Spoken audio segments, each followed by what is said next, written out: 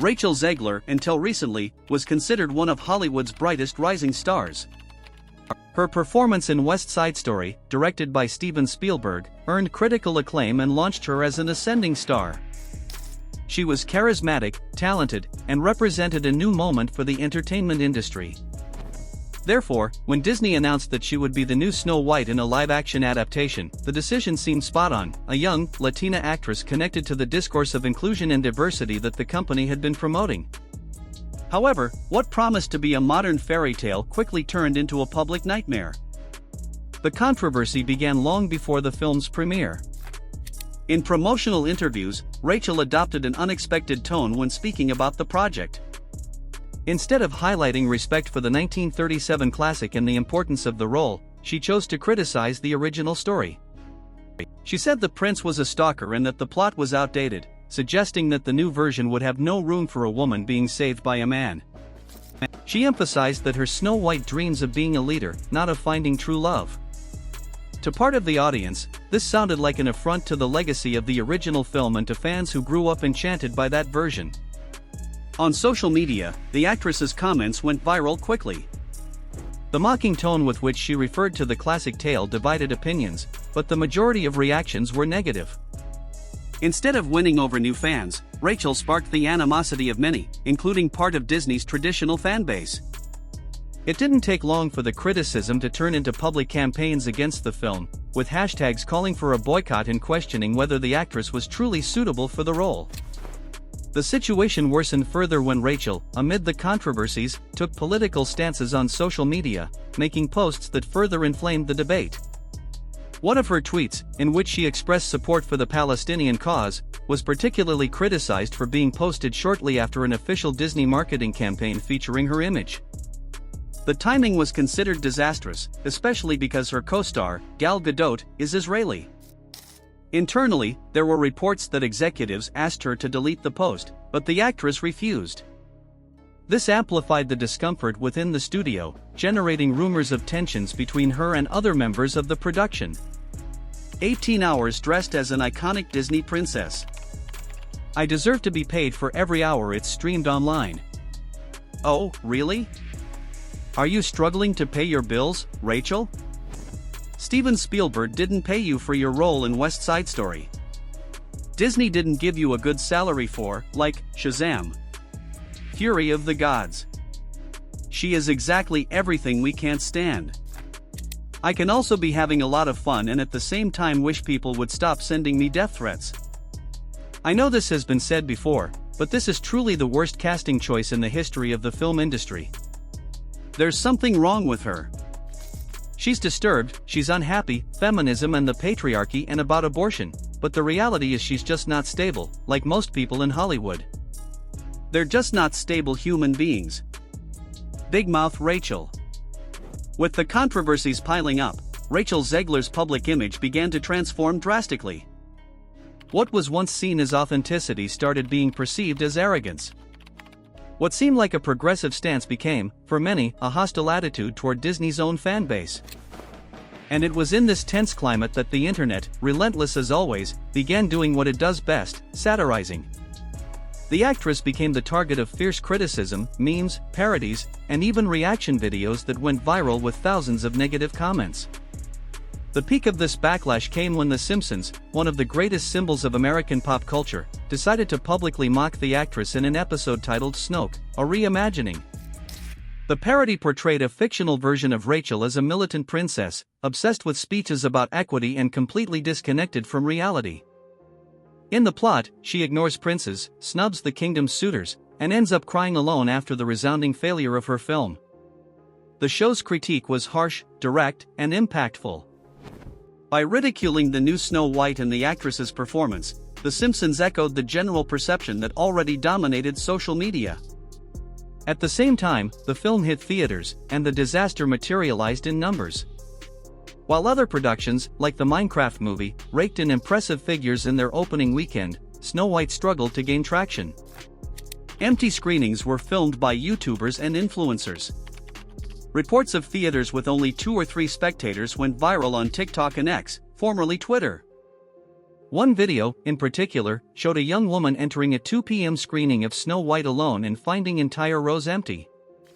The caption was simple but devastating: "Let's see how many people are here. 1, 2, that's it." Professional reviews were also unkind. Specialized sites pointed out issues with the script, subpar special effects, and soulless direction. The IMDb score plummeted, reaching one of the lowest ratings ever recorded for a Disney film. Rotten Tomatoes reflected the same trend, with extremely low audience approval. Comments highlighted not only technical flaws but, above all, the actress's attitude, which seemed to have antagonized the very audience she was supposed to captivate. Internally, Disney went into damage control mode. Reports indicated losses between $200 and $400 million. And while executives tried to understand how a project with so much potential became such an absolute failure, rumors of Rachel's sidelining also began. Her appearances on Disney's official programs and platforms were quietly canceled. Scheduled interviews were called off. And the actress, who previously used social media as a constant stage, vanished from the internet. After the resounding box office failure and the negative reception from audiences and critics, Rachel Zegler disappeared completely from the spotlight. Her sudden silence, in contrast to the highly visible behavior she maintained before, drew attention.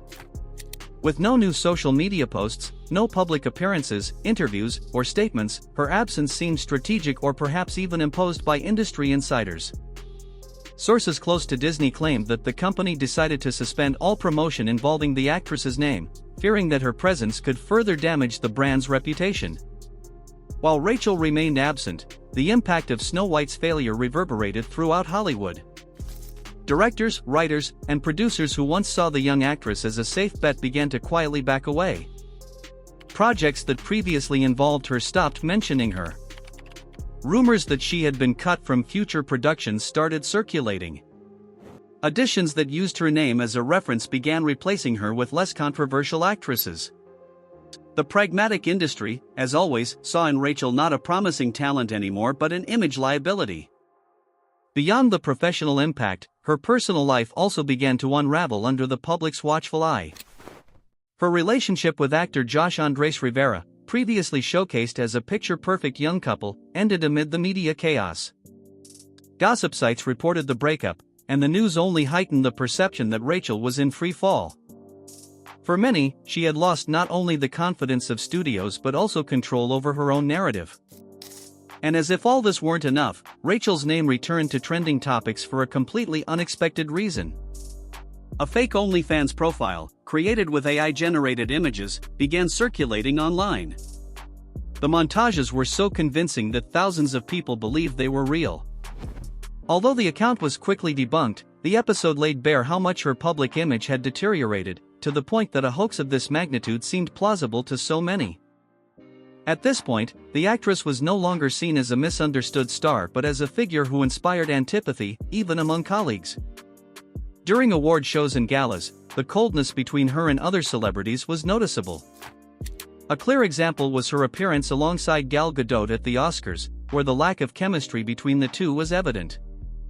Rumors suggested that Gadot, uncomfortable with Rachel's political controversies, had requested to limit public interactions with her. The awkwardness was even more apparent during their joint presentation on stage, where they barely exchanged glances or words. Behind the scenes, executives at major studios like Universal and Warner were already commenting that Rachel had burned herself out. She, who once represented the new face of diversity and empowerment, was now seen as a symbol of a resounding public relations failure and, worse, a failure that served as a warning for future casts. The fear that other young talents might follow the same path sparked internal debates at various companies about how to balance diversity with image responsibility. Amid all this turbulence, the Simpsons parody served as a symbolic final nail in the coffin of Rachel Zegler's public image. In the episode titled Snow, a reimagining, the show openly mocked everything surrounding the disaster of the new Snow White. The character inspired by Rachel, named Rachel Z, appeared on screen with empty speeches about equity, scolding everyone around her and banning princes from the kingdom for being symbols of the patriarchy. The story culminated in the failure of the film's premiere, with the character watching her own screening alone in an empty theater and having an emotional breakdown on Krusty the Clown's show. The satire was biting, cruel, and precise, and its impact was immense. When the Simpsons place a real-life figure at the center of their mockery, it's because that figure has ceased to be just a celebrity and has become a cultural symbol, in this case, of everything that can go wrong when trying to modernize a classic without respecting the original. The show's critique wasn't just about Rachel but about the behavior of studios like Disney, which seem more interested in signaling virtue than telling good stories. The parody landed like a bomb on social media. Comments like "now they've buried her career for good" or "even The Simpsons lost patience" dominated trending topics. For many, the episode marked a point of no return. It was the moment when the actress, once seen as an emerging star, crossed the line from fame to ridicule. And unlike other celebrities who faced similar crises, Rachel didn't seem to have built a solid enough fan base to sustain her through the storm. Meanwhile, Disney remained completely silent. No official statement, no attempt to defend their lead actress. The strategy seemed to be to wait for the hurricane to pass and simply move forward, pretending nothing had happened. A cold but practical approach, typical of an industry where numbers speak louder than narratives. But is this the definitive end of Rachel Zegler's trajectory in Hollywood? It's hard to say. The history of cinema is full of artists who faced devastating public falls and managed to rise again. Hollywood loves a redemption story. However, the path back is never easy. It requires time, genuine remorse, careful project choices, and, above all, a true effort to reconnect with the audience. Rachel is still young, talented, and has experience in major productions, but she is also marked by a scandal of rare proportions. Her image has been tied to failure, arrogance, and disrespect for the legacy of one of Disney's most beloved tales. To rebuild her career, she will need more than a good performance. She will need to regain the trust of an audience that currently views her with suspicion. The tragedy of the new Snow White lies not only in the numbers or the negative reviews but in the symbolism of a project that, in trying to rewrite a fairy tale with a modern veneer, ended up completely disconnecting from the magic that made that tale timeless. And at the center of it all is Rachel Zegler, a talented actress who perhaps spoke more than her career was ready to sustain. Whether the future holds a new chance for her, only time will tell. For now, her story serves as a warning to the industry and a reflection for all who confuse protagonism with rejection of roots. After all, reinventing a classic requires sensitivity, not just speeches, and, above all, respect for those who made these stories so unforgettable.